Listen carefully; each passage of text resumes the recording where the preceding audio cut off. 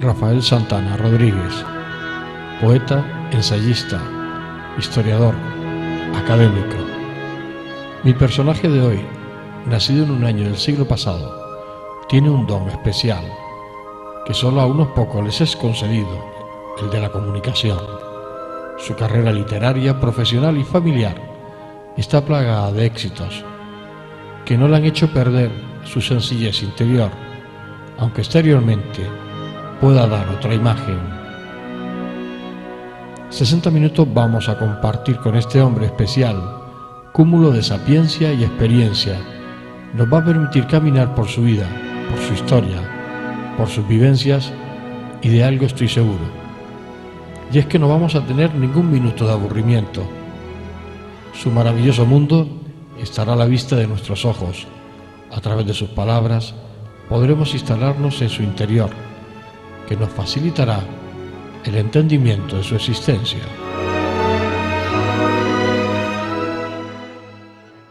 Rafael, ¿cómo fue tu infancia? Cuéntame un poco cómo fue tu infancia. Bueno, pues mi infancia es la misma infancia que podía haber tenido, bueno, entre comillas, porque no es la misma a nivel general. Pero bueno, es la típica infancia de la posguerra, donde escaseaba de todo y donde unos pocos podíamos tener la oportunidad de estudiar. Yo, por ejemplo, me eduqué mis primeros años en La Salle Antunes, y después pasé de ahí al seminario.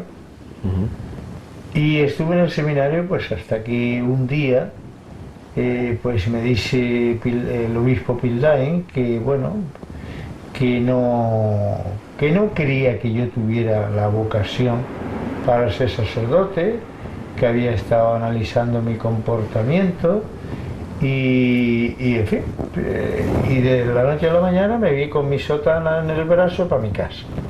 Sí recuerdo como anécdota que fue el disgusto más grande que yo le di a mi padre, porque en aquella época tener un hijo cura era la salvación de toda la familia. Y aunque yo era hijo único, pero vamos, era la salvación de la familia. De todas formas, yo tengo que reconocer que ahora mismo, ya pasados los años, tantos años como han pasado, que probablemente tenía razón. Que yo era más un producto de aquel momento en que, por educarme en colegios más o menos especiales, como La Salle, y además religiosos, quizás influyó mucho en que yo fuera una buena persona, más que una vocación de sacerdote, fuera una buena persona y que me iba bien y lo soportaba bien. Pero tengo que reconocer también que en aquella época la decisión de Pilday era una decisión inteligente, porque así como hoy se ordena al año, si es que se ordena uno o dos, en aquella época se ordenaban todos los años pues alrededor de 50, 25, 30, 50 y más. Claro, fue cuando se hicieron los dos edificios enormes, porque mi época era de San Agustín, cuando estaba el antiguo seminario viejo. Y luego era tal digamos, la demanda que había de vocaciones, que se hicieron los dos edificios enormes que hoy es la universidad arriba en Tafira. Fue una infancia bien con la ¿Cómo eran tus juegos de niño? Bueno, en aquella época los juegos eran, si eras un niño de la calle normal, yo la verdad es que no fui nunca un niño normal, siempre estaba, digamos, más que, yo diría, súper protegido por mis padres, por el ambiente que me rodeaba, la gente con la que yo convivía, estaba súper protegido. Y entonces realmente no viví lo que eran los niños de la calle, digamos, los que se criaron en otras condiciones. Y bueno, y había los típicos juegos de las chapas, te ponías de una sera a la otra, vamos, en el arsén, de una sera a la otra, y existían, que ya hoy ni las ves, pero bueno, existían lo que llamaba las salidas del agua, las cloacas, que era la portería, a las chapas, y eso era la portería. Es uno de los juegos también. Bueno, el juego de la pelota ha sido de toda la vida, que yo sepa, el deporte rey, ¿no? Y luego, pues, la lucha canaria estaba en auge, era uno de los deportes autóctonos que más radicado estaba. ¿Tú llegaste a ver juguetes en tu época? Sí, lo que pasa es que no tiene nada que ver con lo de hoy, ni con lo de hace 20 años. Eran los juguetes típicos, estaban hechos todos de madera, artesanalmente, y en aquella época existía la patineta, 2 ruedas, con un esto y una patineta, un palo y 2 orejas, que era la patineta, ¿no? O el palito con la cabeza de burro, que te lo ponías entre las piernas y a correr con los caballos. como los caballos, claro, y a ser de mosquetero, por ejemplo, que es lo que estaba de moda en aquella época, los mosqueteros. Pero vamos, los juguetes eran todos artesanales, los camiones, los cochitos, no existía, la pistola existía de madera. ¿Cómo era una noche de Reyes de tu infancia? ¿La recuerdas? Bueno, la noche de Reyes... ¿Se vivía esa noche? Sí. Además, no deja de ser ni mejor ni peor que la de ahora. Puntualizando que ahora está más materializada, más mercantilizada, ¿no? Antes se notaba una magia especial y los niños la vivíamos de una forma muy especial. Tal es así que cuando llegaba vivíamos todo el proceso de la Navidad esperando el Día de Reyes. Obviamente no existía lo del Papá Noé, aún no se había adaptado lo del Papá Noé por los comercios, que son los que realmente van introduciendo estas culturas. Y entonces solo teníamos el Día de Reyes. Y claro, el Día de Reyes, pues cuando daban las 4 o las 5 de la mañana, bueno, no pegaba ojo ningún niño. Y los padres tenían que estar cuidando porque si no se estaban levantando continuamente hasta que caían rendidos. Y claro, por la mañana ya, cuando ya, de haber pasado una noche esperando ruido, mirando, porque era esa noche donde tú quieres verlo a los Reyes, ¿no? Y te quedas dormido ya. Al final, pues por la mañana te levantas y entonces pues te encuentras con el zapatito que decía que había que ponerle a los Reyes para que supieran dónde dejaban los juguetes y tal, y encontrabas tus juguetes. Juguetes que obviamente no eran como ahora. Eran unos juguetes todos de madera, prácticamente de madera, ¿no? Existía en aquella época, por ejemplo, pues lo del caballito, que era un palo con una cabeza de caballo, un poco de crine y tal, y unas orejas que tú ibas montado bueno, se supone que ibas montado al caballo. También existía en aquella época, creo yo, y era una de las cosas que más entusiasmaba, era la patineta, porque claro, un coche no lo tenía nadie, ¿no? Esos coches como ahora, que tal, no lo tenía nadie. Y bueno, los camiones, los típicos camiones, las pelotas de trapo, que estaban muy bien hechas, por cierto, pues existían las pelotas de trapo. En mi época, en mi infancia, no existían todavía. Luego, posteriormente, claro, todo esto fue cambiando, fue apareciendo el plástico, el plástico dio un cambio enorme a todo, a la juguetería, a la forma de vivir, a todo. El plástico fue un invento increíble, ¿no? Y fuimos viendo el proceso. Ya después venían, pues ese mismo caballito venía de plástico, vamos, venía con un tubo de PVC o de plástico, ¿no? La misma patineta pues venía ya con las 2 rueditas siempre, pero de plástico. Las pelotas empezaban a venir unas pelotas duras de plástico también, ¿no? y que eran muy duras, por cierto, en aquella época. Y después las niñas tenían las típicas muñecas de trapo. Eso ya es bueno y sigue todavía, ¿no? No existían esas muñecas tan bonitas, ni esos pepones que tal, sino existían unos pepones enormes que parecían niños normales porque eran grandes y tal, y yo diría que hasta feo. Bueno, a mí no me gustaba, pero yo diría que hasta feo.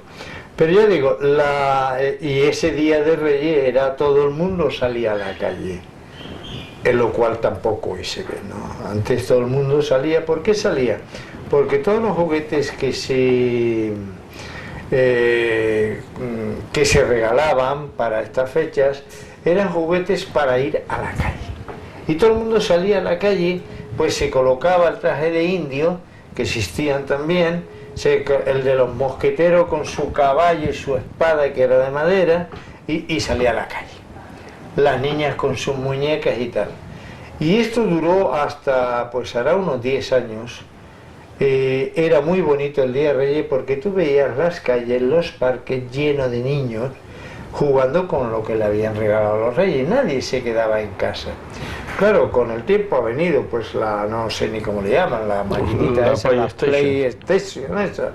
Y ya no sale nadie. Y ya no sale nadie de casa. Porque los regalos están en casa. Exactamente. Han venido esos juguetes tan sofisticados y tal. Y ya pues prácticamente un Día de Reyes. Yo este año lo comenté porque yo tengo nietos y me sorprendió enormemente que nadie quería salir de casa. Vamos, que hubo que casi imponerse para ir a almorzar, que siempre salimos a almorzar, la familia el Día de Reyes. O sea que ya digo, ¿Cómo era? ¿Dónde te reunías tú con los amigos cuando ibas? ¿Qué parque era? Bueno, la reunión de los amigos no existía en la discoteca, vamos a dejar claro eso. Y entonces, y siempre con la connotación de que yo en aquella época estaba en el seminario, pero ya cuando salí del seminario, o me echaron, como quieras que lo tomes, ¿no? Pues entonces las reuniones se hacían, había un paseo en Triana, en la calle Triana, o mejor dicho, en la calle Triana, era el sitio de reunión de toda la juventud. Y entonces la costumbre, los domingos ibas bien vestido, con tu mejor gala, y entonces ibas a pasear a Triana. Allí te encontrabas con los amiguetes, hablabas pues de todo, de las cosas de la época y sobre todo evidentemente de las posibles conquistas que cada uno hacía, algunas imaginarias porque era lo habitual. Exactamente, era lo habitual porque éramos chicos jóvenes y tal, pero que creaba un ambiente sano, bonito y caballeroso incluso con las mujeres, ¿no? Luego ya yo recuerdo pues ya cuando tendría yo aproximadamente los 20 y pico de años, pues se puso de moda aquí con motivo de que vino el cuerpo paracaidista, se puso de moda la brillantina, porque estos todos salían a la calle y el pelo les brillaba tremendo. Y entonces la juventud pues le gustaba eso y tal porque veía que a las chiquitas les gustaba. Y entonces todos, tú veías en el paseo todo el mundo con el pelo negro, pero brillando, vamos, a algunos les corría la brillantina porque querían ir todos muy tal. Y también se puso de moda, estas son cosas de esta época que destaca mucho, cuando se puso de moda Rodolfo Valentino, y que también esto hizo que ese cambio de cultura en cuanto a lo de ir peinado hacia atrás y con brillantina, y entonces se puso de moda el traje blanco. El traje blanco, pues bueno, no todo el mundo podía llevar un traje blanco, evidentemente, pero vamos, yo por ejemplo recuerdo ir con mi traje blanco y bueno, parecía un dandy, lo típico de la época, ¿no? Y todo el que podía, evidentemente, claro, es una cuestión ya de la situación económica de cada familia, pues iban vestidos de blanco, su corbata roja, y ya empezó a aparecer lo de las gafas negras, que se las ponían solo porque era aunque no hiciera sol. Aunque no hiciera sol, era porque resultaba bonito, porque se había puesto de moda y tal. Sí, tu etapa del seminario, lógicamente en aquella época, como tú decías, bueno, pues el haberte iniciado en un colegio de religiosos, pues yo creo que también la época sí, ayudaba mucho a tú creerte las cosas sí, y a pensar que era tu historia. Pero esos años en el seminario, ¿cómo fueron? Bueno, los años del seminario fueron unos años, desde el punto de vista, digamos, docente, maravillosos. Desde el punto de vista personal, no tan maravilloso. Había mucha rigidez. Y yo recuerdo cuando dejé el seminario, estaba imbuido de una idea muy concreta con respecto a la moral y a todo esto, y en parte tengo que decir que me hizo mucho daño. Mucho daño, quizás no tanto el hecho de haber estado en el seminario, que no puedo decir que esto me hiciera daño porque no es cierto, sino el hecho de ver truncado de alguna manera esa posibilidad de ser sacerdote, porque ya estaba mentalizado con ella, ¿no? Y entonces estuve un tiempo que, claro, eran dos mundos diferentes, el del seminario, la vida del seminario, donde vas todo el día con la sotana, y la vida de la calle era totalmente diferente, ¿no? ¿Te costó adaptarse? Sí, mucho. Yo casi vivía ya, pues estaba a punto de terminar teología. Porque tú estabas ya a punto de sí. Y entonces ya me metí en la escuela de comercio. Bueno, ya digo, aparte del disgusto. La famosa escuela de comercio por arriba de la Plaza de Santa Ana. Exactamente. Y entonces, claro, yo hice el peritaje en un examen. Los 3 años. 3 años eran o 4 años. Sí, eran 3. Pero claro, yo, aparte de las materias específicas, pues el resto era lo mismo de lo mismo, ¿me entiendes? Y tengo que reconocer que yo tenía una gran preparación. Había salido tanto de La Salle como del seminario con una gran preparación. Y entonces, bueno, pues después ya hice el profesorado, y cuando hice el profesorado me quedé en ello. Entonces, posteriormente, pues ya me eché mi novia, que es la única novia y la única mujer. Yo me casé con la misma mujer que fue mi novia. Pero no conociste más mujeres que bueno, conocerlas, vamos a ser honestos, conocí más mujeres, sí. Pero bueno, me refiero a que en plan serio, sí. En ese aspecto, digamos, en plan serio, en plan, pues eso, ¿Y qué la conoces? ¿En uno de los paseos de Triana? Exactamente, la conozco. ¿En uno de los paseos de Triana? Bueno, la conocí realmente, no en uno de los paseos de Triana, la conocí en mi casa. Ella era modista y su madre, y venían a coser a casa, que antes se usaba eso, ya no. Y estaban los famosos cuartos de costura, que estaban en las casas. Exactamente. Y entonces ella venía con su madre a coser. Y entonces el día que, no sé, debió ser un día de vacaciones, algo de eso, yo ya era un polloncito, ya era un polloncito mayor, ¿eh?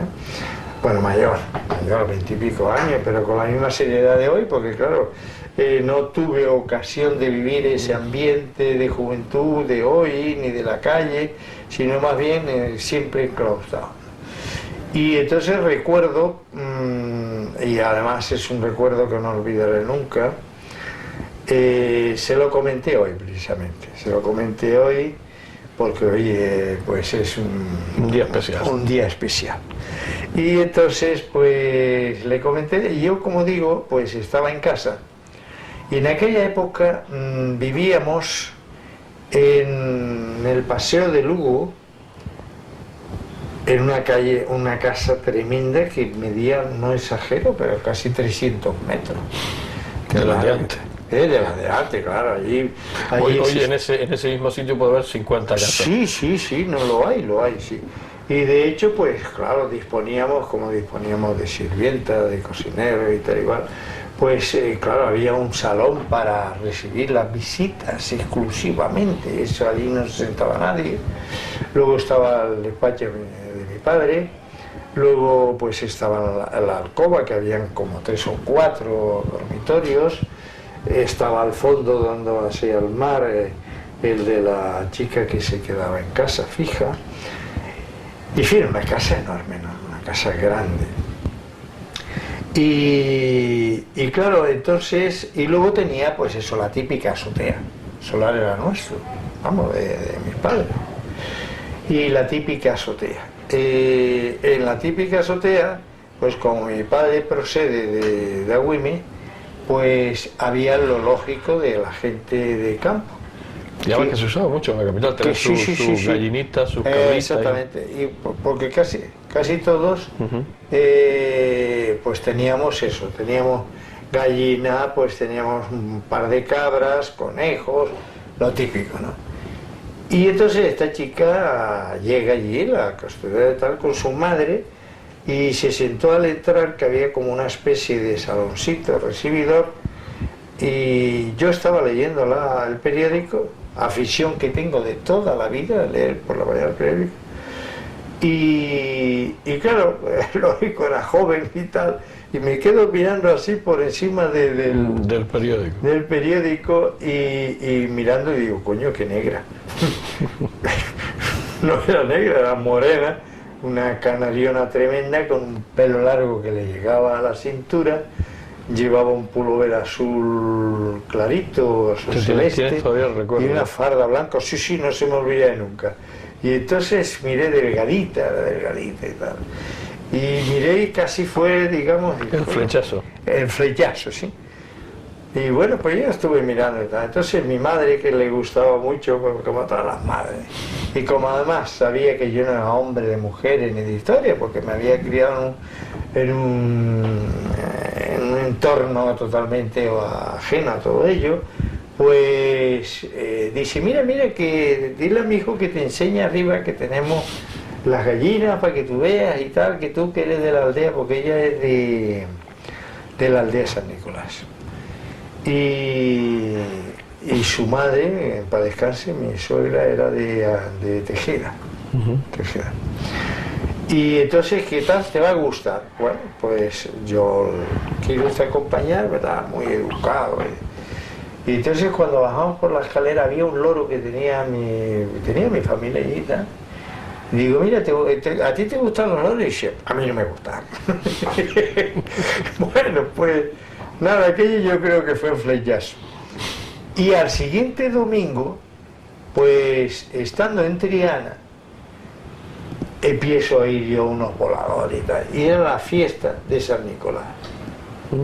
Y entonces con 2 amigos o 3 amigos que estábamos paseando, y oye, ¿por qué no vamos aquí y tal? Porque a mí siempre me ha gustado esto del tiro al blanco y tal, ¿no? Y de hecho pertenezco al club de tiro y tal. Y bueno, pues vamos y me la encuentro. Me la encuentro con unas amigas que bajaba y tal, y había un chico allí que, bueno, al lado de ella, lo típico, en el paseo. Y entonces digo, ¿y ese chico qué hace ahí? Dice, no, se puso aquí al lado. Digo, bueno, pues dile que se marche para poder nosotros hablar. Y todo tranquilo, hasta el día de la fecha. Uriarte Asociados, la firma de abogados con más resolución de casos favorables en Canarias, que ofrece los servicios de asesoría laboral, despidos, contratos, conciliaciones.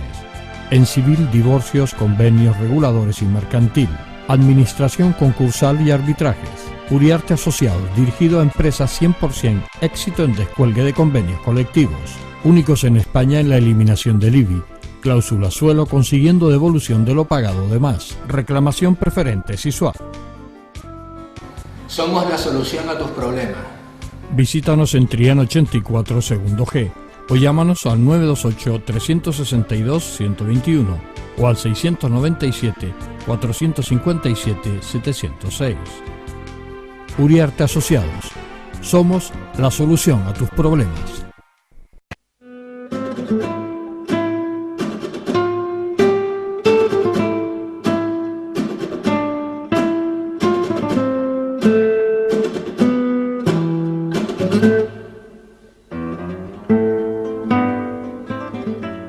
Su voz cálida, su tranquilidad, su buen humor nos va poco a poco transportando a una dimensión en la que solo estamos nosotros y él.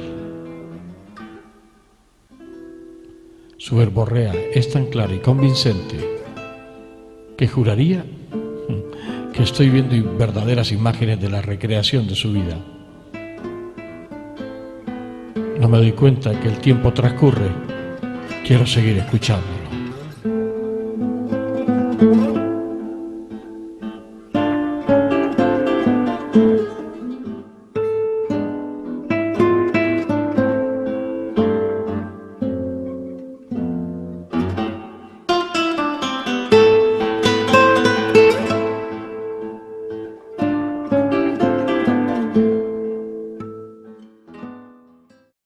Rafael, me hablabas de conocías a tu futura mujer en ese famoso paseo de Triana. Sí. Y bueno, ¿tú cómo eras? ¿Tú eras muy tipo Clark Gable, además con ese bigote, muy ligón, muy... Bueno, eras muy galán? He de ser sincero, quizás no era tan consciente, de la atracción que podías dar. Sí. Y sobre todo, insisto, por esta educación que había tenido anterior. Entonces, en principio yo estuve unos años un poco traumatizado con respecto a... la relación sí, a la relación con las mujeres y tal y cual, porque no me cuadraban los temas, ¿no? Hasta que de alguna manera pues me di cuenta por los compañeros, los amigos de la calle, que no tenían nada que ver con aquella educación que había tenido yo, que era un joven y que tal. Y bueno, y tengo que decirlo con franqueza, yo siempre, pues bien por mi familia, por lo que fuera, siempre he vestido muy bien, he ido muy bien arreglado, como decía, o muy bien trajeado, ¿no? Y entonces sí observé que bueno, que caía bien, Tenía buena entrada. Sí, caía bien. Luego tengo que reconocerlo, pues he tenido siempre, quizá hoy ya no tanto, pero una verborrea, por decirlo, un don, el don de la palabra. Y que envolvía al personaje. Sí, ¿no? Y la verdad es que no me iba mal, ¿no? No iba mal, ¿no? Que no me iba mal en ese aspecto. Pero bueno, yo me eché mi novia y seguí con mi novia porque yo soy un hombre... ¿Fue un noviazgo largo como en aquella época que se hablaba muchísimos años? ¿O pues no? Iba camino de ser un noviazgo largo. Iba camino. Porque, bueno, la verdad es que yo cuando me espabilé, por decirlo de forma llana y simple, me di cuenta que, bueno, que era de otro mundo y que yo no tenía nada que ver con lo que claro. Entonces pues ya me empecé a hacer un poquillo pues pinta, ¿no? Claro. Y entonces claro, mi mujer era una chica muy seria, claro, una gran familia, serio en todos ellos y tal, y claro, no, a mí no me veían al principio bien, por eso de que era un señorito y por eso de que no parecía, porque se cuidaba mucho en aquella época, que viniera con buenas intenciones, ¿no? Claro, dabas otra pinta, entonces. Sí, más o menos, ¿no? Y la verdad que tampoco lo disimulaba. Tengo que reconocer que cuando espabilé, esto era un hacha, ¿no? Y en fin, pero de todas formas, ya digo, yo soy muy fiel a mis principios, a mis sentimientos.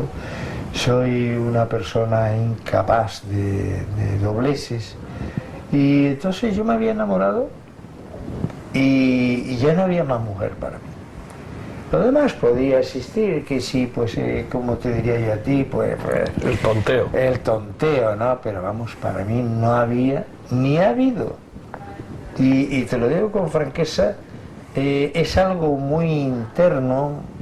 Es un sentimiento que nunca se ha desterrado, que siempre ha estado ahí, pero con la misma potencia, con la misma, digamos, calidad, y sigo, y bueno, cada vez más, porque evidentemente ya a mi edad es cuando más valora, y tengo que decir que he sido un hombre tremendamente afortunado, porque aparte que he tenido la suerte de enamorarme de una mujer como la mía, que es extraordinaria, aparte de ello, pues tengo que decir que ha sido una gran suerte para mí, porque yo iba camino de ser un playboy, ¿no? Y claro, pues quieras que no, ella con su educación, con su forma de ser, su moral, pues ha sido lo más perfecto que yo podía haber conseguido para mi vida. ¿Te casas? ¿Tienes hijos? Sí, me caso en el 63 y nace mi primer hijo en el 64, que es la mayor, Soledad María, que hoy ya pues tiene su carrera terminada y está al frente del despacho. Y después ya en el 68 nacen dos gemelos, que son un varón y una hembra, que también están trabajando conmigo. Y Juan Rafael y Maite. Bueno, Maite le llamamos, Teresa de Jesús le llamamos Maite. Y tuvimos interín de eso una pérdida, ¿no? Que yo, por supuesto, en este aspecto también tengo que decir que si he sido un hombre tremendamente afortunado por la mujer que elegí o que Dios me puso en mi camino, mucho más por mis hijos. ¿Cómo era la vida en aquellos años 60 en una ciudad como Las Palmas, en una ciudad...? Bueno, la vida en los años 60 fue cuando ya empezó de alguna manera a despuntar la economía de este país. Cuando ya empezó a verse, digamos, a tener la influencia de otros países, tanto en la parte económica como en la parte cultural, como en todo. Ya se empezó a salir de España, los que venían traían de alguna manera, sus influencias. Empieza el turismo fue para España prácticamente, pues yo creo lo mejor que pudo haber tenido España, porque España era un país que no sabía desarrollar su agricultura ni su industria. Entonces el turismo fue la forma mejor que pudo venir a España y que más dinero o más evolución le dio a la economía de España. Fue un turismo que empezó poco a poco, no como hoy. Fue un turismo que todos los canarios, Canarias y España en general, nos beneficiamos bastante, porque era la época donde te llegaba y te decía: usted tiene este solar, mire usted, yo se lo fabrico y hacemos un contrato. Y claro, ellos amortizaban la fabricación, pero suponía ya que te estaban adelantando el dinero, pues por un número de años determinado. Claro, tú con tener ya fabricado el solar ya era un negocio. Claro. Rafael, tus inicios en la literatura. Tú en los años 70, principios del 70, empiezas a escribir tus cuentos, sí, para ti. Sí, yo siempre incluso tengo por ahí premios, de los típicos premios narrativos de redacción de las escuelas y tal, ¿no? De los estudios míos, ¿no? Y siempre salían premiados porque tenía cierta facilidad, hay que reconocerlo, y esto es una cualidad que nace contigo. Por muy culto que seas y por mucha formación que tengas en literatura, ya sea latinoamericana, ya sea hispánica, ya sea lo que sea, evidentemente, e incluso siendo un experto en gramática española, si no tienes esa cualidad, no lo logras. Es como ser periodista. El periodista tiene una forma de escribir que, si no nace periodista, se nota.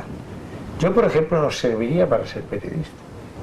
¿Por qué? Porque yo como escritor, en un folio, para decir, conocí a mi mujer y la amé, utilizo un folio. Claro, cuando termino el folio he hecho toda la versión de cómo es, el tamaño que tiene, si es bonita, si es morena, si tal, qué color tiene sus ojos. O sea, empiezo a escribir y me pierdo. Un periodista, lógicamente, la narrativa tiene que ser consecuente con una noticia, y entonces el espacio hay que ser escueto. O sea que, por lo tanto, eso nace. Tú en esos años 70 escribes tus cuentos infantiles, que esos cuentos, ¿a dónde llegan? Porque además tú no los publicas. Eso, no, porque ¿Y a quién se ni los das a tenía leer? medios. Pues esos cuentos infantiles los hacía y se los daba a la familia. Ujú. La familia, algún niño que venía los tenía escrito a máquinas y tal. O sea, Y- los tenías publicados artesanalmente. Sí, los sí, fabricabas. artesanalmente, no hubo una publicación, no hubo un registro como todas mis obras, que todas mis obras tiene el derecho, vamos, el registro de propiedad intelectual, tiene el ISM, tiene el depósito legal. No, esto lo hacía yo, digamos, eso, incluso a mano. Incluso menos. Incluso a mano. Pero perdona que te interrumpí así. sí que me entretenía con ello y claro, ya cuando me encontré en condiciones de poder publicar, empiezo con lo que más me ha gustado siempre, porque a mí lo que más me ha gustado siempre es la poesía. Y empiezo a publicar. Publico la primera obra en el año 83 y a partir de ahí ha sido una sucesión. Y dejé de publicar poesía porque hubo un momento en que yo me sentía incómodo porque me habían, digamos, etiquetado. Y yo me consideraba más que eso. Aparte de que era un buen poeta, o por lo menos escribía bien y gustaba, yo me consideraba más que eso, me consideraba un escritor. Y entonces, bueno, empecé a escribir ya ensayos. Y empecé a escribir historia. Yo escribí, por ejemplo, Historia del Rastro de Madrid, que fue un éxito total en Madrid. Y la escribí yo, que no la escribí en Madrid, la escribió un canario, ¿no? Fue un éxito total. Y luego he venido escribiendo y tengo, pues, en total, ya digo, 20 y pico, de los cuales de poesía creo que son 5 o 6 de poesía. De historia creo que son 2, ensayos creo que son unos 7, algo así, en fin, más o menos. Quiere decir que he tocado todos los géneros, menos la novela. Esa época ya estamos hablando de los años 80, que es Sí, cuando tú te empiezo en los lanzas 80 hasta nuestros días. hasta nuestros días. Te lanzas a escribir, te lanzas a publicar. Bueno, profesionalmente tenías tu vida resuelta. Sí, Yo creo que eso ese es el fue- momento que tú decides. Claro, porque evidentemente lo que no puede nadie, por mucho que se lo crea, es escribir si no tiene detrás un apoyo económico. Porque eso lo tienes muy claro. No, porque mira, aquí las instituciones públicas no te apoyan. Promesas todas las que tú quieras, compromisos todos los que tú quieras, pero decir, traiga usted su obra, que se la va a publicar. Te lo prometen, la lleva, que no hay presupuesto, espera el año que viene y tal, y yo reconozco que tengo un carácter un poco, digamos, jodido. Poco paciente, ¿no? Sí, no. Poco yo no- paciente para ellos. Sí, yo no sirvo para estar mendigando. Yo tuve un problema con el Cabildo, con una obra, porque además se me ofreció, que fue cuando yo hice la presentación de Rutas de Silencio en Madrid, que fue un éxito total, porque además Camilo José Sela, Paco Umbral, Vargas Llosa asistieron, lo mejor de Madrid y del mundo de la literatura asistió allí. Y claro, pues Masía aparece allí sin comer ni beberlo, no vino cuando se le invitó al Hogar Canario, pero fue una semana de conferencia donde se presentaba este libro y luego me entregaron el premio de la Asociación de la Prensa y apareció por allí y tal, pero públicamente ofreciendo poco más o menos que el Cabildo de la Y entonces cuando llego aquí, pues el hombre se olvidó y un día me llama. Y entonces que fuera, que no dejara de ir, que tal, que para arriba, que para abajo. Y bueno, yo cuando voy a verlo, y para no ampliar mucho el tema, y este señor me da una tarjeta y me dice, vaya usted a ver a Bombín, que estaba allí, que ya murió, pues descanse. Y si apenas me atendió ni sabía de qué estaba hablando, el otro no me atendió, con lo cual obviamente pues Fue una pérdida de tiempo, Luis. No, fue aquello para mí fue un indigno, falta de respeto y tal. Entonces fui y se lo dije personalmente. Y mira, tú estás equivocado. Yo no soy un aficionado. Yo soy un señor que aparte de mis títulos académicos, soy un profesional y a mí no me toma el pelo nadie, ni tú ni nadie. Bueno, tuvimos típico altercado que ha quedado así, pero vamos, que a mí, entidades privadas sí. O como ahora que acabo de obtener el primer premio de poesía 2006 de literatura de José Zorrilla, que publican ellos, la publicación conlleva, el premio conlleva la publicación, o el primer premio que he obtenido este año, ahora en enero, se me ha comunicado del premio Isabel la Católica, que es un premio internacional. Y entonces, bueno, pues este premio conlleva también, aparte de una estatuilla y unas cosas, la entrega la edición, publicar una edición, que es un libro que está ya en imprenta, que se titula, que fue el que se presentó al concurso, El cielo para una reina.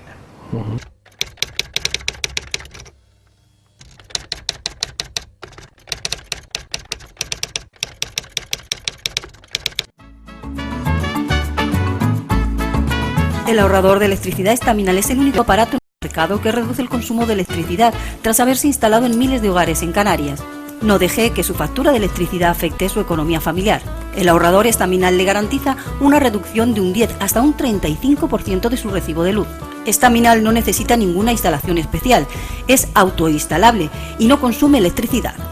Diga basta al excesivo consumo de electricidad y llámenos al 928-481-249. Reduzca hasta un 35% de su factura de electricidad. Estaminal, su seguro de ahorro. Uriarte Asociados, la firma de abogados con más resolución de casos favorables en Canarias, te ofrece los servicios de asesoría laboral, despidos, contratos, conciliaciones. En civil, divorcios, convenios, reguladores y mercantil, administración concursal y arbitrajes. Uriarte Asociados, dirigido a empresas 100% éxito en descuelgue de convenios colectivos. Únicos en España en la eliminación del IBI. Cláusula suelo consiguiendo devolución de lo pagado de más. Reclamación preferente SISUAP. Somos la solución a tus problemas. Visítanos en Triana 84 segundo G. O llámanos al 928-362-121 o al 697-457-706. Uriarte Asociados. Somos la solución a tus problemas. Ahorrador de electricidad Estaminal.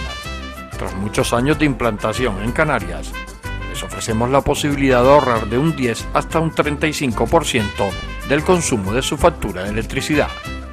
Tenemos un ahorrador que se adapta a sus necesidades, sea cual sea su tipo de negocio o industria. Muchos ahorradores puede encontrar en el mercado, pero solo Estaminal ha demostrado su eficacia. No deje que los gastos abusivos de electricidad afecte su economía de negocio. Pídanos presupuesto sin compromiso al 928-481-249. Ahorrador de energía Estaminal, la solución a sus problemas de exceso de consumo. Ahorre de un 10 hasta un 35% de su factura de electricidad.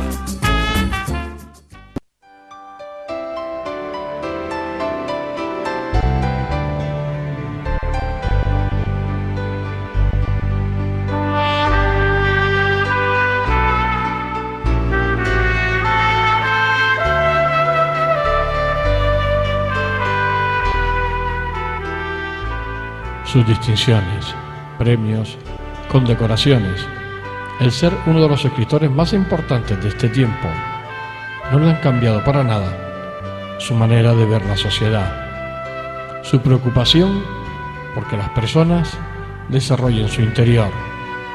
Se niega a ser un servil elemento de esta sociedad que nos ha tocado vivir.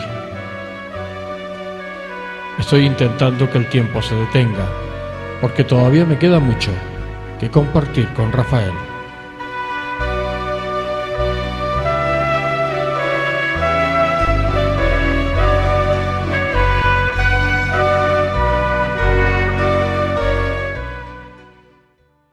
Rafael, estamos en tu etapa actual, en la etapa esta de tu vida. Estábamos hablando de tu inicio como escritor. En el año 83 empiezas a tomarte efectivamente el tema de la... Titulado Mis recuerdos, es un poemario. Un poemario. Me imagino que la experiencia fue muy satisfactoria a nivel personal, pero a lo mejor no tan satisfactoria a nivel económico. No, Ninguno. Costó dinero ese libro. Costó dinero. Y claro, quien hizo el negocio fue quien me orientó, hacía no de editor, porque realmente lo financié yo, sino hacía, digamos, de coordinador y tal, y yo me daba cuenta de un segundo libro en las mismas condiciones, hasta que yo empecé a darme cuenta que bueno, que eso era absurdo. Entonces en la península me dirigí a varios editoriales, y como yo no era muy conocido en aquella época, pues claro, se quedaban que sí, dijo usted la obra de tal. Y bueno, hasta que un día veo yo una obra donde habían poemas míos. Entonces empiezo a indagar, claro, eso era fácil, ver la editorial, y bueno, ¿quién ha escrito esto? Digo, porque mire, este libro es un refrito como una casa. Refrito llamamos nosotros cuando cogemos un poema y los versos le quitamos el orden que tiene, intentamos que rimen, pero en otro orden. Entonces tú lo lees y dices, pues no es un poema nuevo, pero si empiezas y conoces la obra y es tuya, claro, empieza y tal, ahí van el sentido contrario, y te das cuenta que son tus poemas. Entonces, claro, ya ahí ya me sublevé y dije, se acabó. Y tal es así que incluso ya la desfachatez fue en un acto donde esta persona, no me gusta señalar porque aunque ya ha muerto, pero está su familia, su gente por ahí, esta persona se atreve a recitar un poema mío, pero dejando a todo el público dicho de que era de él. O sea, que lo recitó como un poema propio cuando era mío. Entonces ya me cansé de ese tema, y a partir de ahí todos mis libros los escribo yo, les diseño las portadas o busco portadas y tal. Y digamos que desde que se escribe a mano o a ordenador, como se hace hoy, hasta que salen de la imprenta, los dirijo yo. O sea que te vuelves editor, en los años 90 te vuelves editor. Sí. Pero solamente la editorial está solamente tus libros, no. O sea, la editorial se crea para tus libros. Claro, porque lo otro sería dedicarme a una actividad que no es la mía. Claro. Y yo tengo una actividad mucho más alguna, ¿no? Tengo un montón de actividades de tipo profesional que no me da tiempo para ello. Ahora, en el balance de tu vida, Rafael, ¿qué quisiste hacer y no pudiste hacer? Hombre, a lo mejor lo del tema del seminario se te quedó, pero no llegó a ser una espina.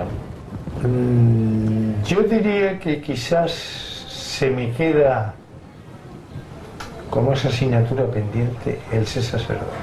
Pues claro, de repente lo hubiera sido y a lo mejor te hubiera salido, pero sí, no te lo dejaron comprobar. Y hubiera salido, seguro, por mi forma de ser. Pero no te lo dejaron comprobar. No, y además hoy sería un sacerdote muy complejo, porque ni comulgo con la forma actual de la Iglesia, que no se han hecho las reformas, en mi opinión, adecuadas para la Iglesia, sino casi más bien dentro de la Iglesia.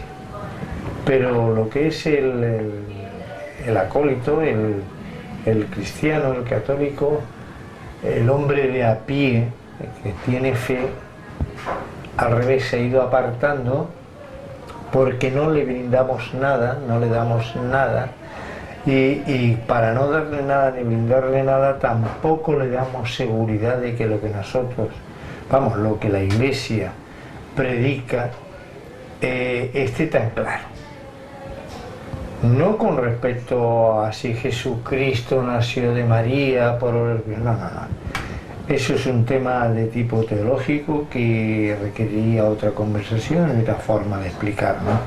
Sino simplemente que el ciudadano, el cristiano o el católico, no ve ni moral ni fe. Y hay una serie de contradicciones que evidentemente le hacen dudar.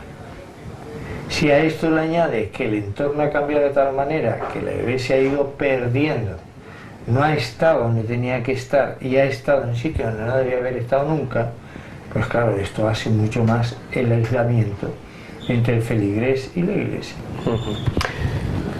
Pero vamos, sería esa asignatura, si yo, que Dios no lo quiera, vamos, pues a lo mejor, aunque ya por mi edad no creo, pero bueno, a lo mejor sería esa asignatura pendiente que yo tengo.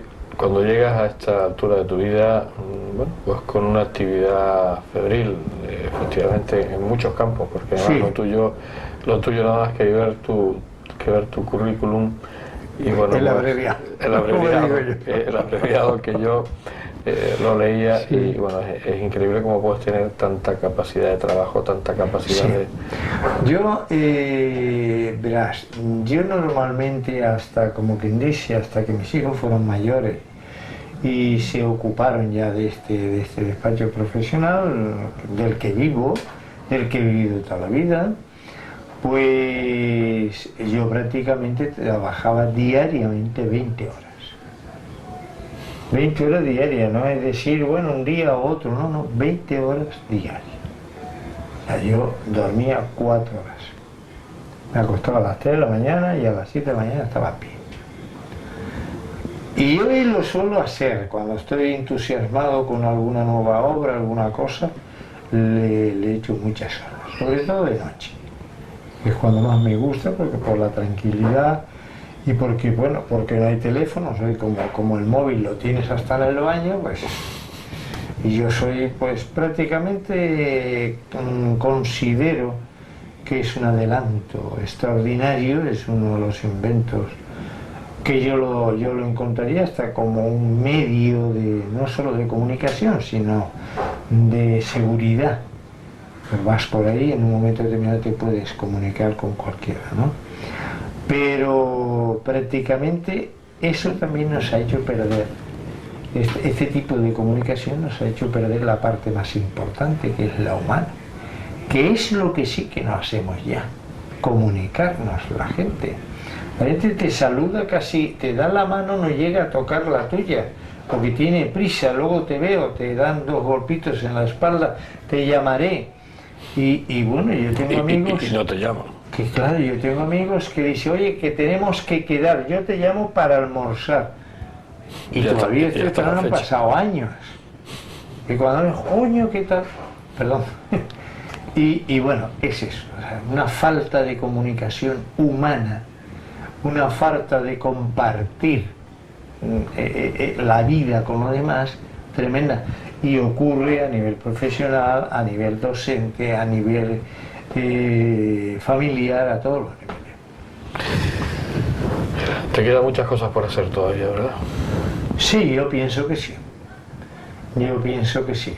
Pienso que yo soy una persona que ahora, bueno, con mis 65 años a punto de cumplir, creo que ahora estoy empezando yo con la madurez que tengo y que puedo sacar más de sí mismo y por lo tanto aportar mucho más a esta sociedad.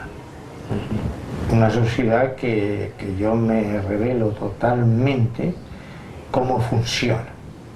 No porque no sea la sociedad en la que yo me crié, que es evidente que tiene que cambiar, pero el cambio ha sido tan tremendo, tan brusco, que hemos perdido lo más hermoso. Hemos perdido a querernos, a amarnos, hemos perdido a compartir con el prójimo, con el hermano o el amigo, como quieras llamarle, da igual. Hemos perdido todo, hemos perdido la moral y solo nos cubre un solo interés. La gente nace deprisa, se educa y se cría deprisa, se casa o no se casa, es lo de menos, ya tiene hijos y tal, todo deprisa, y cuando te das cuenta han pasado los años y no tienes nada en la mano que ofrecer. Y claro, esto no es bueno para una sociedad. Es bueno para el Corte Inglés, para la grande superficie. Es bueno que esta sociedad funcione así, pero no es bueno para la humanidad. Vas a seguir en esa lucha, ¿no? Aunque a lo mejor los resultados no son tan fructíferos, ¿no? Yo lo tengo claro, es imposible dedicarme yo, por ejemplo, yo que además soy un hombre que me encantan las humanidades y todos estos temas, dedicarme a una lucha sería absurdo, vamos. Yo soy consciente, tengo los pies en el suelo, esto es como salir ahora y decir que yo soy el profeta. Es absurdo, no me va a hacer caso nadie. Como digo yo, no va a ser ni en mi casa. Mucho menos te van a hacer fuera. Claro, porque son criterios, obviamente, de lo que has vivido y de lo que estás viviendo. Son criterios muy personales que no sé cuántas personas puedan compartirlo.